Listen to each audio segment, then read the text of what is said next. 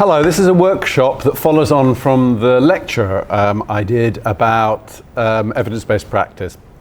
In the lecture, I explained a bit about what evidence-based practice is, a certain amount of skepticism, and I pointed towards some new directions that we might take in relation to research and evidence-based practice. In this workshop, I had hoped to do something that was more interactive. So the idea was people could undertake tasks and then we could have an interactive discussion. That's obviously not possible in a video format, so I'm going to go through what I would have done, and I hope you still find it useful and can use it perhaps for teaching. I'm aware that many of you will have seen the previous lecture, but some will not, so just to recap, my name's Donald Forrester. I am a Professor of Child and Family Social Work at Cardiff University and the Director of the Cascade Centre for Children's Social Care Research and Development.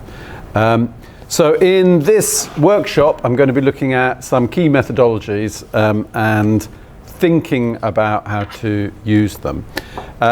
So I want to build on my skepticism about how useful some of the evidence we have provided has been, and I'm going to do that by throughout asking us all to take the perspective of the user of research. I'm conscious that Hong Kong has a completely different system to the United Kingdom, but I'm going to ask you to imagine that you are someone who is in charge of services for families where children may be abused or neglected. And if that role doesn't exist, I'm going to ask you to imagine that such a role has been created and that you have some workers within your service and a budget. So using that perspective, looking at it from the person who might use research, we're going to look at systematic reviews, we're going to look at randomized controlled trials, then we're going to consider realist approaches, before thinking about the place of ongoing feedback and whether research could be involved in that. So, just to recap really, in a nutshell, what I said in the previous lecture, I am very interested in evidence-based practice, but I suppose I've become somewhat skeptical about its usefulness. And a lot of that skepticism is about the issue of generalizability, how we can know that because something works in one place, it would work in Hong Kong. Just because something works in Wales, where I am, would it work in Hong Kong Island? I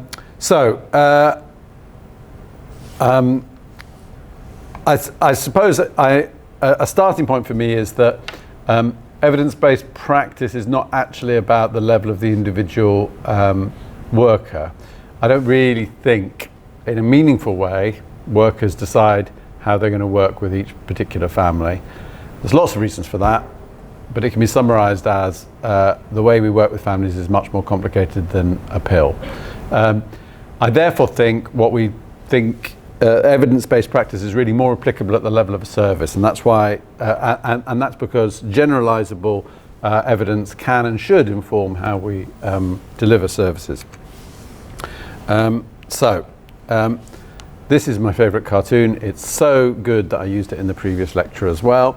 And in the previous lecture, I made the point that we have a complicated set of methodologies and epistemologies and ontologies and all this stuff in the world of research. And in the world of practice, they have all sorts of complexities as well. And we just sort of hope that a miracle is going to occur and our research is going to inform this complicated world of practice.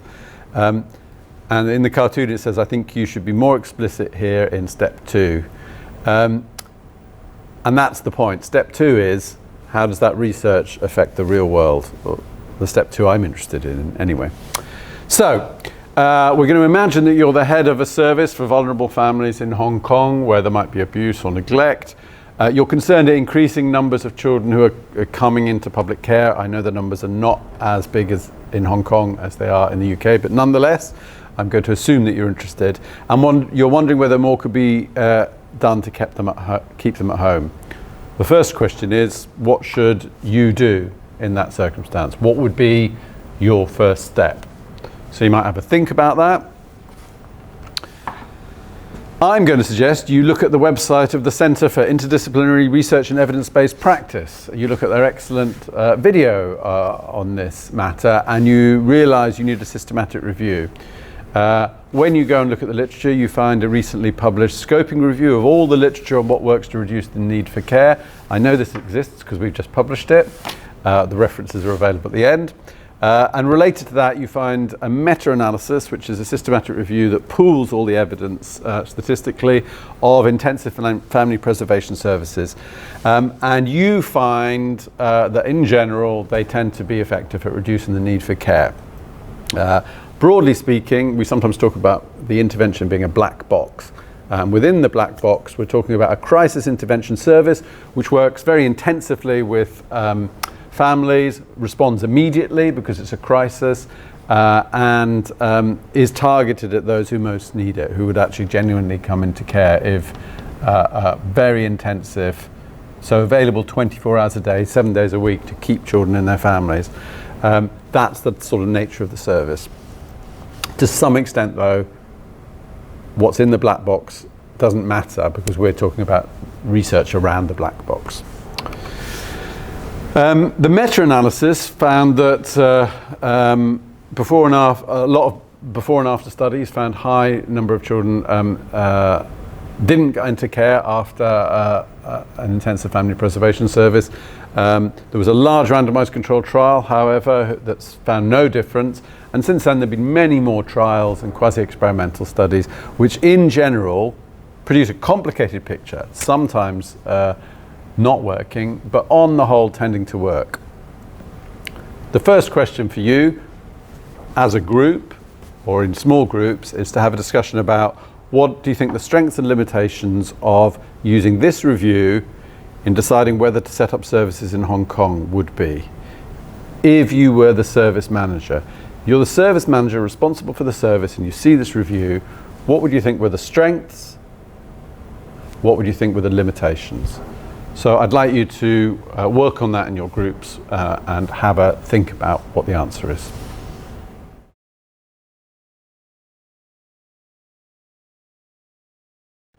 I guess from my point of view, the strengths are it shows that intensive family preservation services can work somewhere at some time, and that on the whole they have tended to work. And that's an important starting point. That's a really key thing.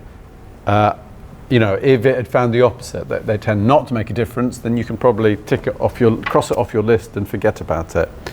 But there's a lot of important questions that are not answered. Why do the outcomes vary so much? Could it be about the quality of implementation?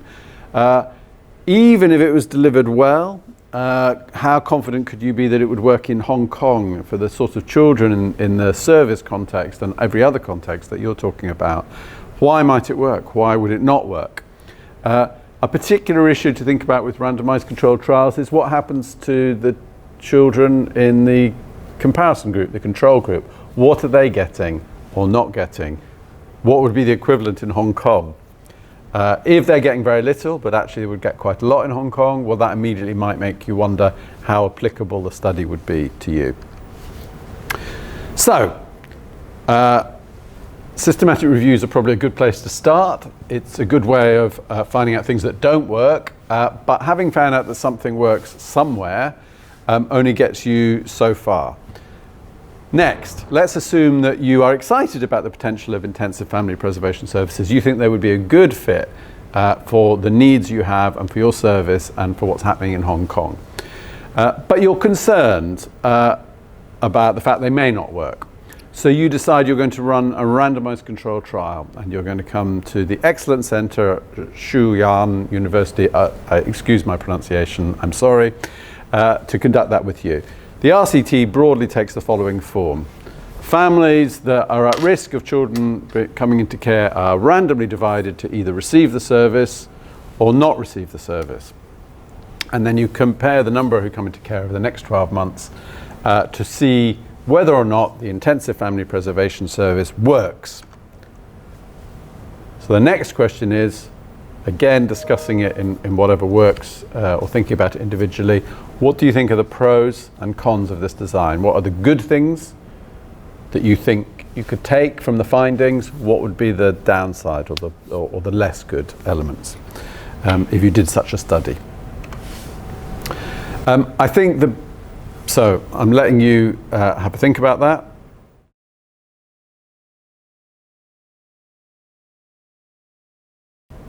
And then I think the biggest positive is it establishes some sort of causality. And more broadly, it's kind of the toughest test of effectiveness. I mean, in fact, I would say you shouldn't go straight to a randomized controlled trial. You should pilot it, you should test the feasibility. It takes a little while, but we just rushed towards a randomized controlled trial.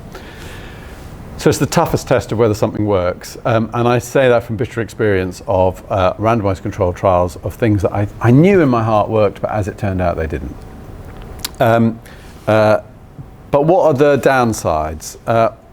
Firstly, you have to ask yourself whether actually it's ethical. And there are really two arguments for it being ethical. One is what is called clinical equipoise, and that is we really don't know whether this service is better than what would normally be offered. And therefore, given that, we can randomise. But if there are good grounds for saying we know this service will be better than what is currently offered, it's unethical to randomise. Unless the second argument for randomisation is you don't have enough resources to provide the service to everybody. In that case, randomisation can be a way of rationing a service if you had to ration it anyway. So there's an ethical issue, and you need to consider clinical equipoise or rationing as the two primary reasons why it might be applicable to do an RCT. But the biggest issues that I want to think about are how would you interpret the results? So the RCT, before you do it, may seem like a very good idea, but if you find no difference between the groups, what would that mean? Can you be confident that that means a service isn't achieving what it's meant to achieve? Could it be that in fact, so let's say 100% of the children in the intervention group do not go into care, but 100% of the children in the comparison group also do not go into care. Does that show that the service has been ineffective? No, what it shows is you have perhaps not targeted the families where children were really going to come into care. So, or here's a second possible scenario. You delivered the service, it didn't do any better than service as usual, but on reflection you realised that the staff team kept changing, you couldn't ever get a manager, the quality of practice was not what you wanted, and so perhaps it didn't deliver and perhaps they started having a waiting list and seeing families after 2 months, not within 24 hours, etc., etc. So there are good grounds for thinking actually they didn't deliver the service very well. What have you discovered through your randomized controlled trial? On the other hand, you get a positive result. You see a difference. There are fewer children coming to care. What would that mean? I think all it really means is that during the period of the study, the service was effective at producing the outcome that was intended. It doesn't mean that in 2 years' time the service is still doing that. So there's a lot of factors that might explain either a no difference or a difference result, and that makes it quite difficult to interpret them. So for instance, if you get a positive result, but you know that the service was run by a charismatic, committed, inspirational, very skilled manager, and that manager has left, and you know, I've evaluated such services, can you be confident that your findings are still going to continue in the longer term? And I guess the central problem here is the RCT shows you that it did work, but it does not show you why it worked. Also, it doesn't show you what about the intervention with the magic things, and it doesn't show you which people it worked with and maybe which ones it didn't, though you can do subgroup analysis to address that issue. So one of the approaches to try to deal with this is something called realist evaluation. So realist evaluation critiques RCTs as tending to be atheoretical, that causality is simply established by the methodology, and you don't actually explain why. So the catchphrase they use is, in realist approaches, they're not just interested in finding out what works, they're interested in finding out what works, for whom, in what circumstances, and why. And they do that by trying to develop conceptual abstraction. So they're trying to develop a theory about why something works. And they do that using mixed methodologies, iterative processes, working with people. They're quite methodologically pluralist, so you might see an RCT that is combined with qualitative data and observational data, as well as subgroup analyses, etc., to try to understand not just whether something worked, but whether it was delivered well, whether which groups it worked with, which groups it didn't work with, and what makes it work. Now, well, no, I won't go into greater depth than that. The key thing in doing all that is you're trying to develop a theory about the relationship between three things. One, what are the causal mechanisms that create change? And here we're talking about a concept of mechanisms that ultimately is about things that go on within people, because we're talking about how people change. So something in the way they're thinking, feeling, unconsciously or consciously needs to change.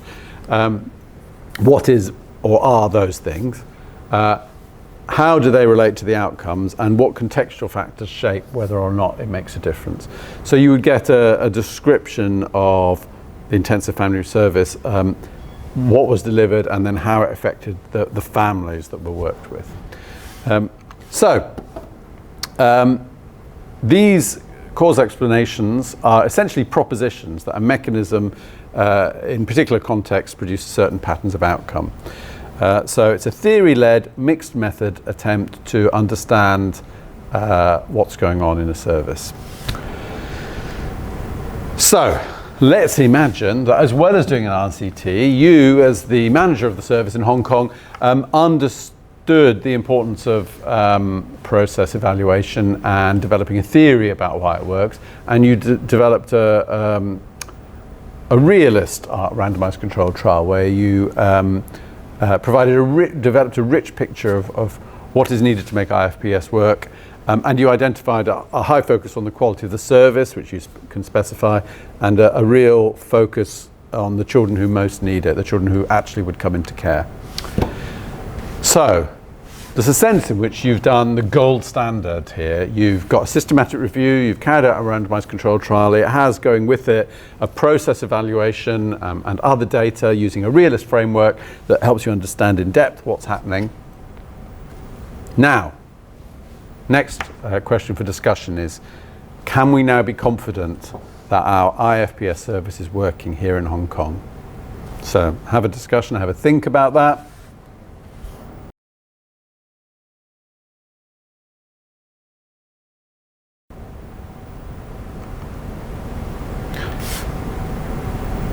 And I guess the answer for me is you can be pretty confident it has been working and you can know what makes it work, but you can't be completely confident that next year or in 5 years it is still working. So what could we do about that? And I suppose the position I'm moving to is that we need to constantly evaluate services, that we need to focus very much on constant testing and feedback. So if the RCT found a certain level of outcome, can we be checking that we're still working with the children who really need it, that we're still developing key indicators of the quality of the service, and that we're still producing, roughly speaking, the same types of outcomes, and then identify when any of those is not happening. So that takes me to a suggestion that there are 4 stages to evidence-based practice. The first is what works, trying to find out what works somewhere. The second is trying to identify what might work here. The third is to say, does it work here? And the fourth is to say, is it still working? So does it work somewhere? Might it work here? Does it work here? Is it still working?